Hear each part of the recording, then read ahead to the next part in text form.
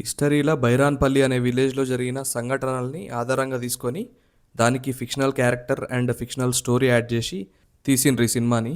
Cinema విషయానికి వస్తే cinema నాకు ఓకే ఓకే అనిపించింది. కాకపోతే నాకేమనిపించిందంటే అక్కడ బైరాన్పల్లి అనే పేరు బదులు వేరే పేరు వాడుకోవాల్సింది. ఎట్లాగో ఫిక్షనల్ కథ యాడ్ చేసిండ్రు కదా, మొత్తం ఫిక్షనల్గానే తీసుకపోతే బాగుండనిపించింది.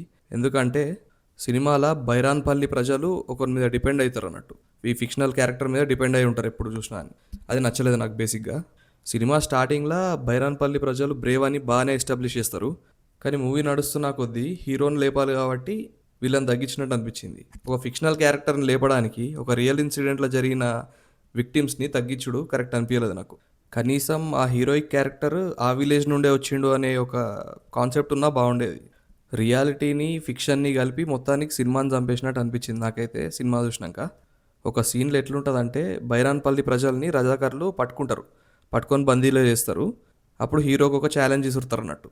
హీరో బేసిక్గా ఒక ఫుట్బాలర్, రజాకర్ ఆర్మీలో ఉన్న ఒక ఆఫీసర్తో గొడవ పెట్టుకుంటాడు గేమ్ టైంలో. సో ఆ పగను పెట్టుకొని ఇప్పుడు ఒక ఛాలెంజ్ ఇసురుతాడు అన్నట్టు హీరోకి. ఏంటంటే ఇంత టైంలో నువ్వు గోల్ కొట్టాలి, లేకపోతే ఇప్పుడు బందీలు ఉన్న ప్రజల్ని చంపేస్తాం మేము అని చెప్పేసి. కాకపోతే ఇంట్లో ట్విస్ట్ ఏంటంటే ఆల్రెడీ హీరో పాదాలని మొత్తం కత్తులతో ఇట్లా నుజ్జు చేస్తారు. అండ్ ఆపోజిట్గా గోల్ కీపర్స్ లాగా వాళ్ళ సోల్జర్స్ ఉంచుతారు. వాళ్ళ చేతిలో ఇక ఘోరమైన ఆయుధాలు ఉంటాయి, వాటితో కొడుతూ ఉంటారు, ఆపుతూ ఉంటారు అన్నట్టు. ఒక సైడ్ ఏమో బైరాన్పల్లి ప్రజలు రజాకర్లని మీకు కుక్క సావు వస్తుందిరా, మీరు బాగుపడరా అని తిడుతూ ఉంటారు. ఇంకో సైడ్ ఏమో వాళ్ళ కోసం ఈ ఫిక్షనల్ క్యారెక్టర్ పోయి పోరాడి గోల్ కొడుతుంది అన్నట్టు. ఇక్కడ ప్రాబ్లం హీరోని లేపుడు కాదు, ప్రజల్ని తగ్గించడం నా ప్రాబ్లం. ఆ ప్రజలు బ్రేవ్ అని చెప్పేసి చూపిస్తారు. ఎట్ ది సేమ్ టైం వల్ల రజాకర్లకు దొరికినప్పుడు రజాకర్లు ముందున్నప్పుడు ఉట్టిగానే కూర్చుంటారు, పిట్టలారా అలిపోతుంటారు. అట్లా చూపించిండ్రు. ఇక నాకేమనిపించిందంటే హిస్టరీలో ఇటువంటి సంఘటనలు జరిగినప్పుడు కొన్నిసార్లు మంచి మీద చెడు గెలిచిందని అందరికీ తెలుసు.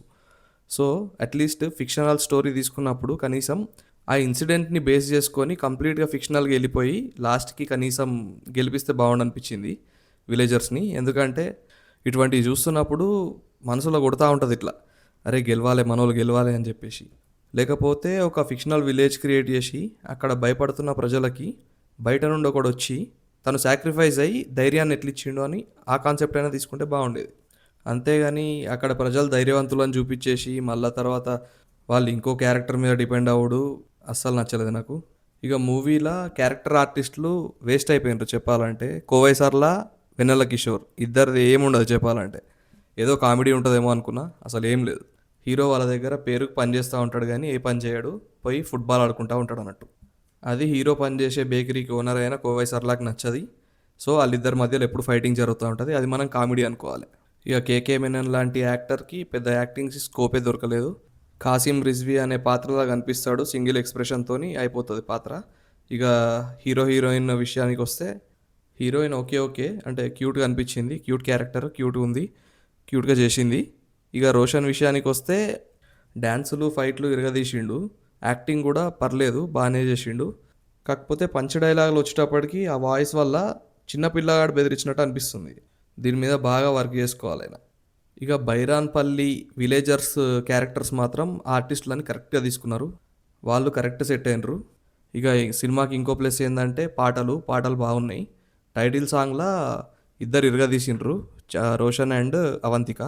క్యామియో ఇచ్చింది అవంతిక. ఇక ఇంకో సాంగ్ గిరగిర సాంగ్, ఇక సినిమాకి హైప్ రావడానికి మెయిన్ కారణమే ఆ సాంగ్. ఇక దాని గురించి ఏం చెప్పనవసరం లేదు. సో ఇది నా ఒపీనియన్. మీకు ఎట్లా అనిపించింది సినిమా? ఒకవేళ మూవీ నచ్చితే ఏం నచ్చింది మూవీలో హైలైట్స్ మెన్షన్ చేయడానికి ట్రై చేయండి కామెంట్స్లో. అట్లనే ఒకవేళ నచ్చకపోతే ఏం నచ్చలేదు మీ పాయింట్స్ ఏంటి కామెంట్స్లో పెట్టడానికి ట్రై చేయండి. ఈ వీడియో చూసినందుకు థ్యాంక్ యూ. వీలైతే సబ్స్క్రైబ్ చేసుకోండి ఛానల్కి, లైక్ కొట్టండి, షేర్ చేయండి. Thank you for watching.